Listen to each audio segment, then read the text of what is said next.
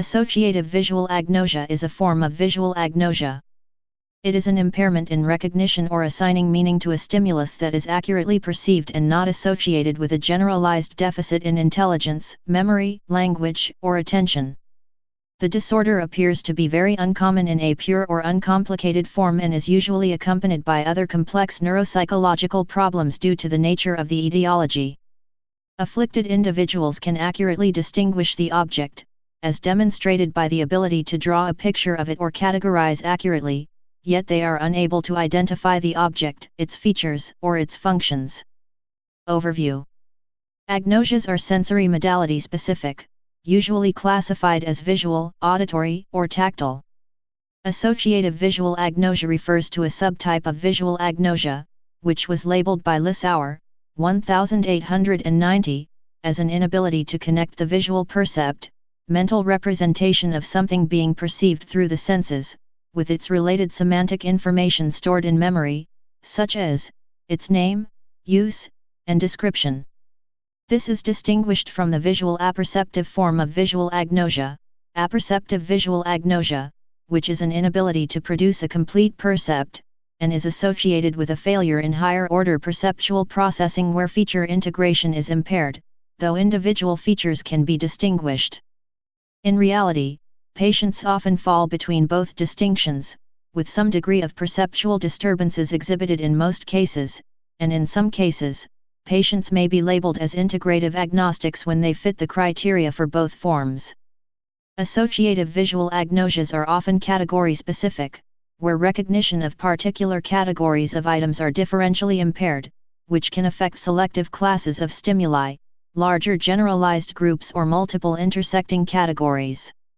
For example, deficits in recognizing stimuli can be as specific as familiar human faces or as diffuse as living things or non-living things. An agnosia that affects hearing, auditory sound agnosia, is broken into subdivisions based on level of processing impaired, and a semantic associative form is investigated within the auditory agnosias. Causes.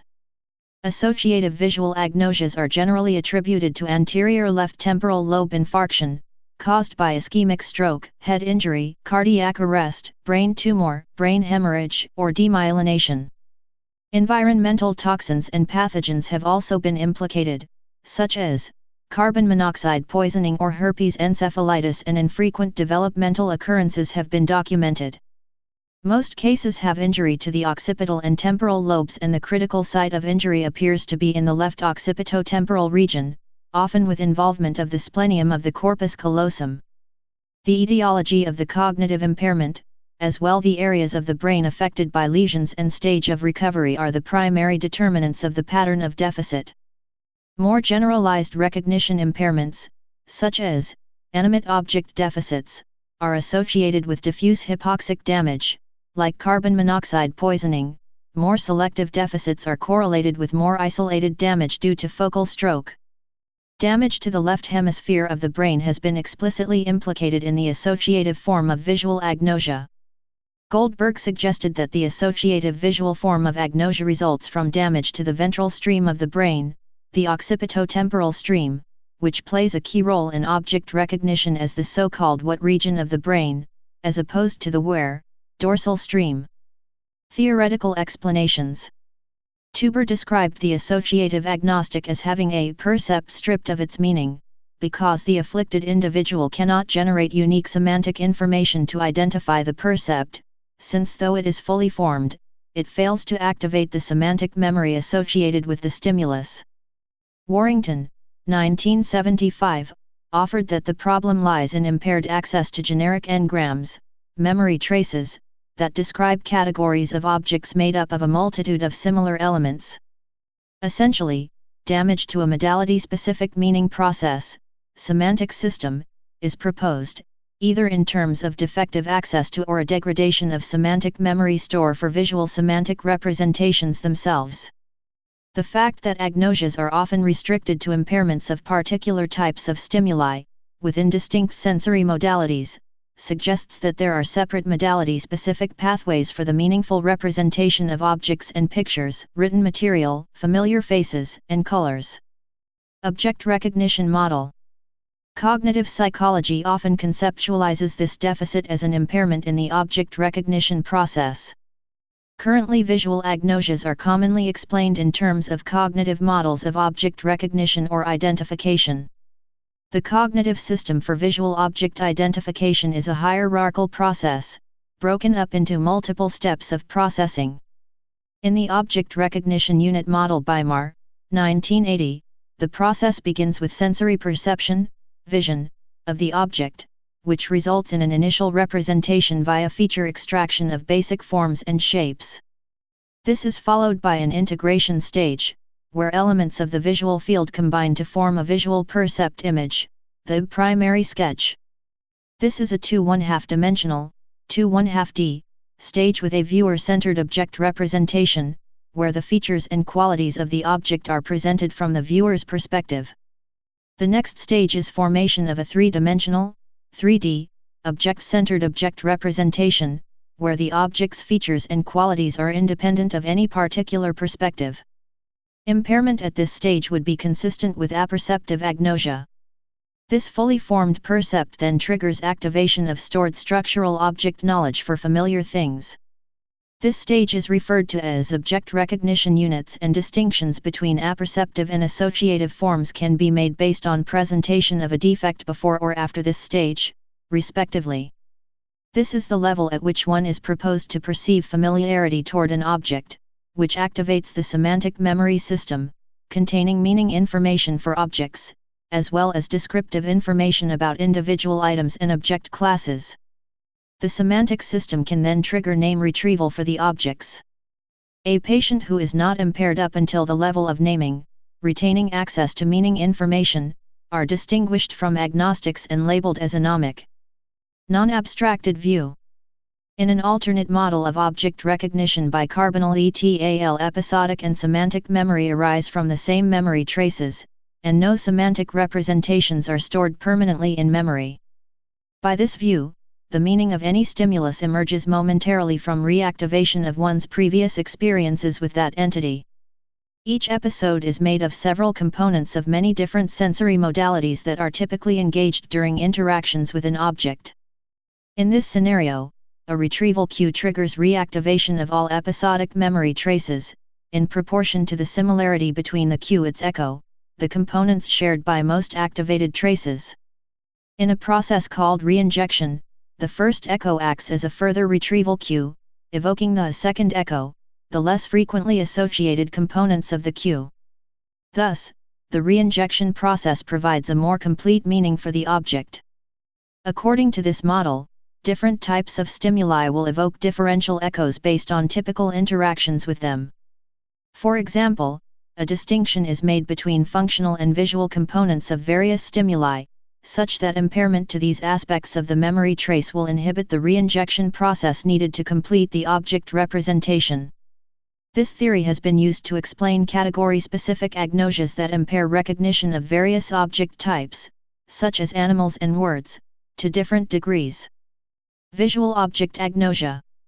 Visual object agnosia, or semantic agnosia, is the most commonly encountered form of agnosia.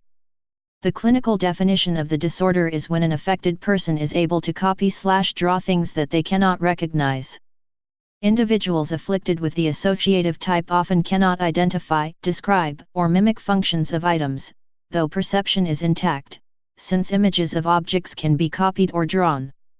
Individuals may retain semantic knowledge of the items, as exemplified during tasks where objects are presented through alternate modalities, through touch, or verbal naming or description.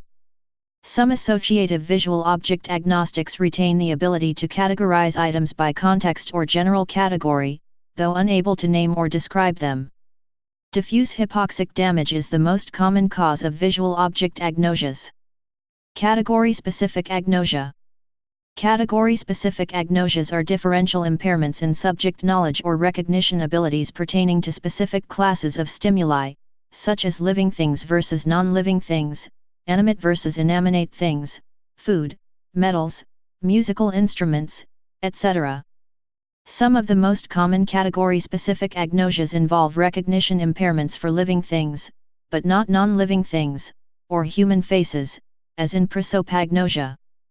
This type of deficit is typically associated with head injury or stroke, though other medical conditions have been implicated, such as herpes encephalitis. Prosopagnosia.